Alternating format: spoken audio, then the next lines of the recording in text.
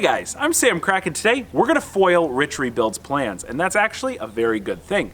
Recently, Rich sent me the link to a salvage auction BMW i8 that looked in decent enough shape to rebuild and had a stupid cheap buy it now price. At first glance, I thought it was a total steal and thought it would be a great project for his channel since he's into the electric car thing, but after doing a little bit of digging, things weren't what they seem like on the surface. Because on the surface, this car does look like it's all here, and we'll look at these photos in a minute. We obviously want to talk about the lot details because those are equally as important, if not more important, than the photos. But Rich from the channel Rich Rebuilds, he gave me a ring. He saw this car. This car had like a $23,000 to $25,000 buy it now on it. So really pretty cheap for a BMW i8 at the salvage auction. And he's into the electric car thing. He wanted to rebuild a BMW i8, kind of keep with the theme of his channel, but do something different than a Tesla. And he mentioned this to me briefly over the phone. He sent me the link, and it just totally slipped my mind until a few days later when it had already been sold. Now, I really hope he didn't buy this car, but I think if he did, he would have let me know through a text message. So I'm crossing my fingers that he did not, because you're about to see this thing was an absolute disaster. Now, I will link every listing in this video that I show you guys in the description box below so you can follow along at home. But let's start here with the lot details. Right off the bat, we have a red flag. This car's got a California non-repairable vehicle certificate, which basically means it's going to end up being a parts car without jumping through a ton of hoops, spending a lot of money to try to get that title into something that ends up just being a rebuilt vehicle title. It's not worth it, in my opinion, even on a nicer car like this BMW i8. Has around 40,000 miles. It's an enhanced vehicle. If you watched these videos in the past, you know enhanced means it does not start and it does not run nor drive. So another red flag there. Primary damage was undercarriage damage, with the secondary damage being front end damage. Estimated retail value $90,000. And does it have the keys? It sure does. So let's jump into these photos here. And when you start to take a closer look at everything, you can just see like nothing lines up whatsoever. Now, it's normal to see bumpers not clipped in. A lot of times in accidents, there's bumper brackets that crack. They're made out of plastic, so the bumper will be hanging. That's not what concerns me. If you look at the door here, the door doesn't line up at all. It's hanging out the bottom side here, right where it goes along the pillar. Nothing matches up there. The hood, that could just be popped, but it also appears to not line up very well. But right here, the headlight. This car has damage that simply just doesn't make sense. I talk about this every once in a while, but if this headlight got smashed, even though the hood is like dented in a little bit here, wouldn't there be a lot more damage all around here? It'd take a really kind of strange collision just to smash your headlight out. We do see the grill is got a little bit, look, there's just like a little bit of damage and a smashed headlight. So again, strange damage is what I call that. We continue looking. Everything on this side looks significantly better. Again, still hood is definitely not perfect, but headlight, bumper, the door, everything lines up way better. So it's safe to assume that our impact area was on the underside front of the passenger side of the car. If we continue going through, again, the rear of the car looks darn near perfect. I don't see any major issues with that. From this angle, we can see that the door, again, doesn't line up perfectly, but I will tell you, I bought a car at Copart once that just didn't have the door closed all the way, my Lincoln MKC, not the lemon one, the one that I bought years ago. In the pictures, the door looked a little bit like this, and that's just because somebody didn't close it all the way. That car had no door alignment issues whatsoever. But when we look at this, I mean, look at how exposed everything is here. Of course, we see that nice carbon fiber, but look at all the hardware. I am darn near positive BMW would put some sort of trim over this. I mean, they definitely want to show off that carbon fiber a little bit, but it would not look this unfinished. Here, as a matter of fact, let's just look up a quick picture of what a door sill looks like in a BMW i8. All right, so here's what a finished door sill does look like in a BMW i8. You can see all the plastic that's covering all the trim, a little bit of carbon fiber where the VIN sticker is, but yeah, all of that stuff is hidden. So definitely this car has had some sort of disassembly or tear down and not put back together before being resold.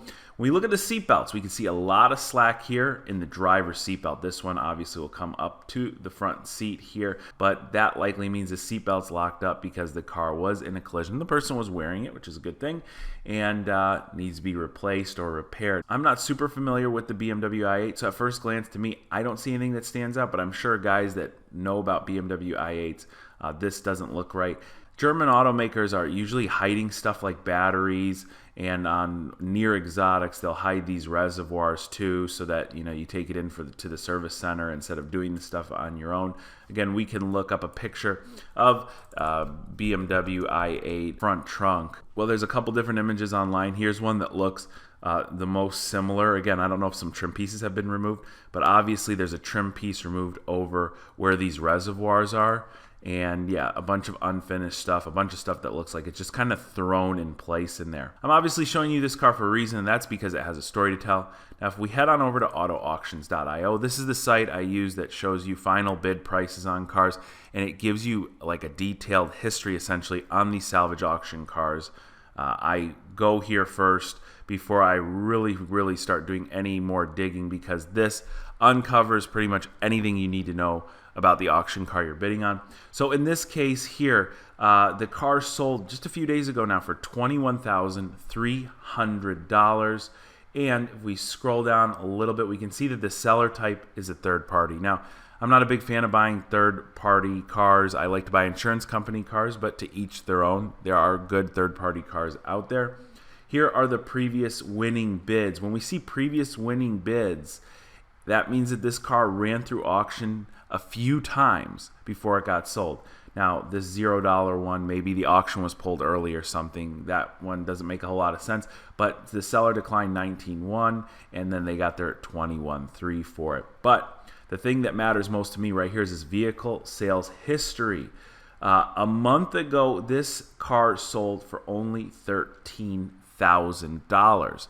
So someone bought this specifically to make it look better and then flip it back at auction. Now, when we click the original listing that sold for $13,000, check these photos out. They are unbelievable. This thing is in pieces. Now, the strange thing about these pieces is that they're not in that bad a shape. I mean, if you had a really bad front-end collision, a lot of these front structural components, they'd be bent. But the car was obviously heavily disassembled. This thing is just really crazy. I mean, look at the dashboard. They took apart the entire interior of this car. The center console has been taken apart. Just incredible. Now, here's obviously where the impact was. This front corner, maybe it ran over something. Maybe it actually ran into something. Who really knows? We could see that the mirror here looks like it was damaged as well. But again, the structure of the door looks pretty good overall. This car is just a disaster. I'm sure there's other ways to describe it. You guys can let me know in the comments section below. But really, anytime a car is dismantled this heavily and then put back together, I personally wouldn't have any interest in it unless I needed a lot of parts. Again, like here's a cooler, radiator of some sort, and it's not bent that we can see in the photos. So this car had a strange accident and was really severely disassembled before just being completely totaled out. What I want to do now is get a hold of Rich, see if he had figured any of this out, see if he saw this listing here for the i8 that he was really interested in, looking like this, because he did seem genuinely interested in it. So hold on, I'm going to give him a ring, and let's see if we can't get him in on this video. All right, great news. I just got a response from Rich.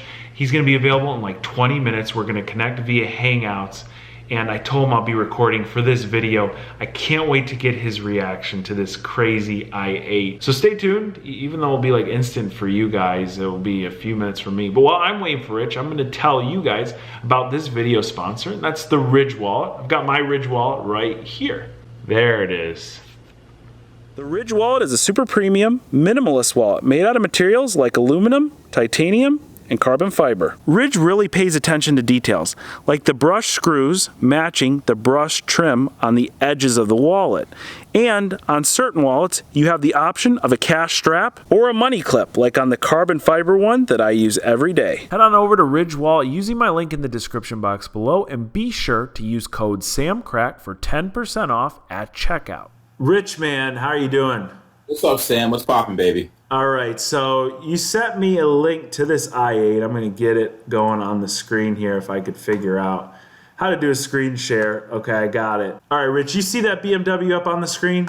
I sure do, yeah. Okay, just showing really quick. I already went through it kind of with the audience here. Yeah. The one thing I noticed that you didn't happen to mention to me is this California non-repairable vehicle certificate. So with that, I'm assuming you did not buy this car. I did not. Nope, not a chance. That's an amazing, amazing thing that you did not buy this car, because I've got to figure out how to screen share and get your reaction at the same time. Now, Rich, I know you know how to do this, but I know you're a busy guy too. For all those of you guys that don't know, Rich not only grinds here on YouTube, he's got a job, he's got kids, he's got a wife. I don't know how he's still got a wife, but yeah, she'll be gone soon, I'm sure. Check this thing out. Oh. This is oh my gosh, dude! So, they keep scrolling. Let me see the rest of the pictures. So, like, this is the thing with this car, all right? Dude, they doctored the hell out of that thing. The thing is that if you look at it, it's just really, really like chopped up. They doctored the hell out of this car. Well, and like the front corner here is your obvious issue. So, right. You know, man, I'm not sure, but you could just see that they assembled the hell out of it. Got hit in that front corner. Look, you know from taking apart those Teslas and putting them back together that if it's not your hands doing the work, you probably don't want to be messing with it, right? Absolutely not. Go back to the other photo, the auction photo. The what it looks like now photo? Yeah, go back to that.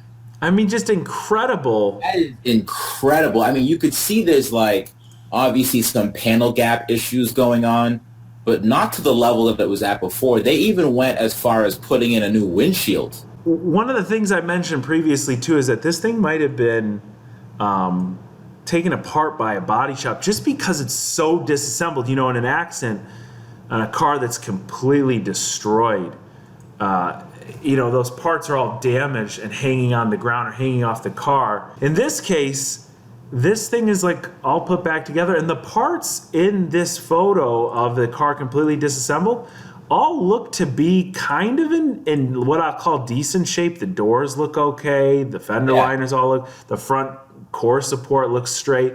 So who knows what the story is, man, but between that bad title and between this disaster, I think it's a good thing that you got the kids, the wife, the job, because this might have taken you out. Yeah, this could have maybe bankrupt for sure. This could have ruined Rich Rebuilds as we know it. I mean, look, my question is, why would they disassemble the entire dash? Like, they literally took everything out of this car. You know, so one of the things that I talk about a lot is, like, I like to buy a car that's partially disassembled because it means that a body shop took a second opinion on a car before they went and totaled it. And again, who knows what this car really looked like beforehand? We just don't have a clue. So just, again, amazing. But you know what, Rich? Okay, so that's pretty crazy. But one thing I didn't show the audience, if you go on auto auctions, and just, I know that you got an account there, so whenever you got a chance, go to the sold BMW i8s, even though that one sold like 19 and change, which is relatively cheap for that good looking, we'll say. Or no, it's actually sold for $21,300. Just pulled it up. Yeah. There's one that sold for $600 recently here. I think you can see it on the screen. What does $600 worth of i8 get me? Yeah, a $600 i8 gets you like a wheel, essentially, and a muffler. I wonder, like, who bought that and why is what I wonder. Well, you know what? I got a buddy that runs a scrapyard. I don't think he'd even want this because it's just too much of a hassle to move. But like the cats, depending on how many cats you have, the precious metals in those things are good for up to a little bit over $100 each. And some of these cars are coming with 2, 3, and 4, you know? Right. So one wheel on the passenger front might be like salvageable. I think salvageable though, like just for scrap. At that point, when that stuff is so heated up and melted, what do you use it for, right? Wow, this guy. I want to see who the buyer was. That guy was determined. I'll tell you that much. Crazy. So, Rich, thanks, man. I just wanted to rain on your parade, but really, there's another i8 around the corner. There's a lot of these things, and it's really, really interesting though, because the i8 is one of those tough cars that it's selling like so cheap in the second-hand market right now because the depreciation is horrible on them that it's tough to want to rebuild one, but one will pop up, I'm sure. It's just a matter of, are you willing to deal with broken carbon fiber parts? And I know you'll get the electrical part down, but... Right. The carbon fiber tub is something that's pretty difficult to repair, and that's the same thing that's been happening with the i3s.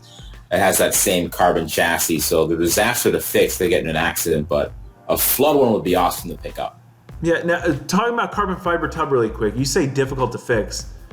I know that there's no approved repair, but is there any sort of repair that you know of at all that can fix a carbon fiber tub? Not unless you jerry rig it, unless like you separate the carbon fiber, re-resin it. Yeah, it's not even worth it. No, okay. All right, Rich, well, on to the next one, man. We'll find the right one. All right, I'll get there someday, Sam. Thanks for pointing that out for me.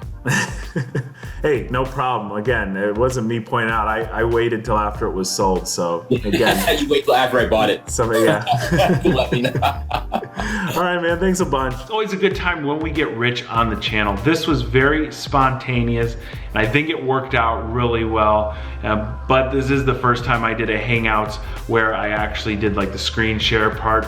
So I'm gonna have to cut that up a bit. Please bear with me on the technical side of that since this is the first time, but I do think we still did a good job at capturing Rich's reaction to that BMW that was just a disaster and a car that he was genuinely interested in. Now, if you're not already following Rich Rebuilds, I will link him in the description box below. I think Rich's channel is one of the best automotive YouTube channels out now, so make sure you drop him a follow. I also want to throw a quick thanks over to Ridgewall for being a continued sponsor of the program. Remember, there is a coupon code down in the description box. You can use that to save a little bit of money on a really, really solid product. Guys, thank you so much for watching, and I will catch you very soon.